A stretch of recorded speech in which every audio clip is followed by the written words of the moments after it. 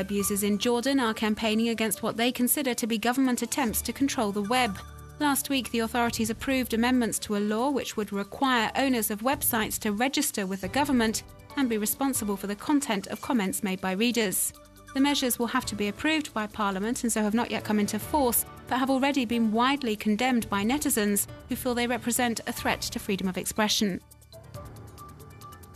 And to show his opposition to the project, blogger Moe has produced a series of videos in which he and 2 other web users start talking before their words are covered up by a piercing beep, preventing listeners from hearing what they have to say.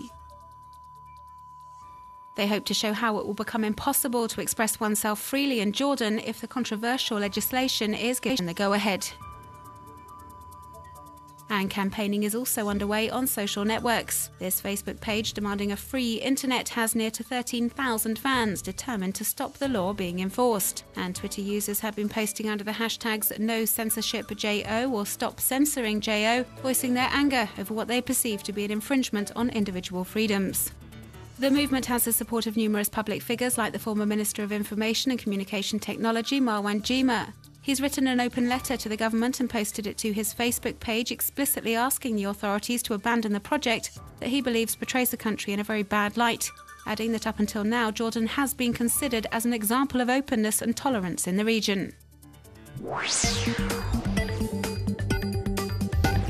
Yuri Jurek gets in some last-minute training ahead of the London Paralympics. The Czech cyclist, who lost one of his legs in a car accident at the age of 11, regularly posts videos online, taking web users behind the scenes of the competition, which runs until September 9th. The 5-time Paralympic gold medalist is one of 50 athletes who also blogs, and who for the next 10 days or so will be sharing info on what's going on in the Paralympic Village. The scheme was the brainchild of the International Paralympic Committee, and with the help of a sponsor, aims to give the general public insider glimpses of the Games.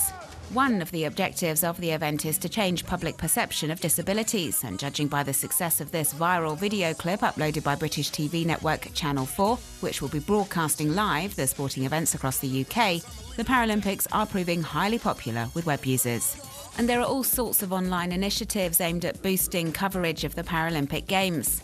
The Australian committee, for example, has got a team of volunteers on hand to ensure every one of their athletes competing in London has their own Wikipedia page, which will be updated as the Games progress.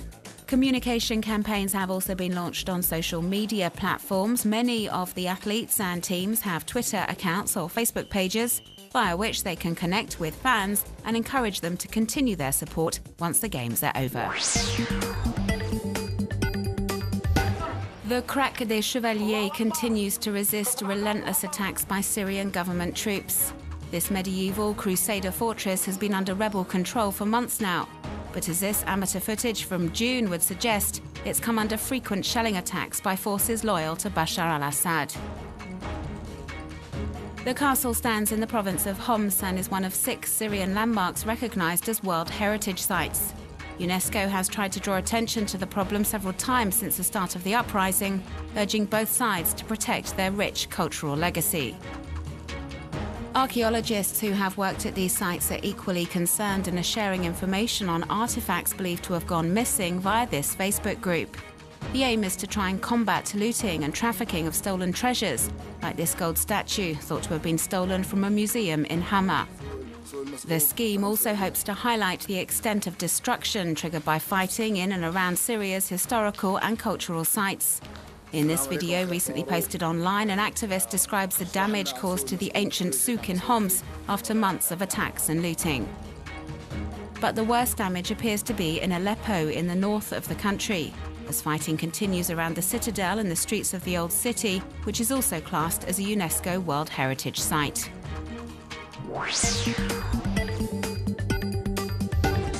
In this video, base jumper and wingsuit flyer Alexander Polly demonstrates his specialty. It's called proximity flying and consists of getting very close to vertical rock faces as he makes his daring descents. It's a colourful insight into this highly dangerous sport practiced by just a handful of athletes.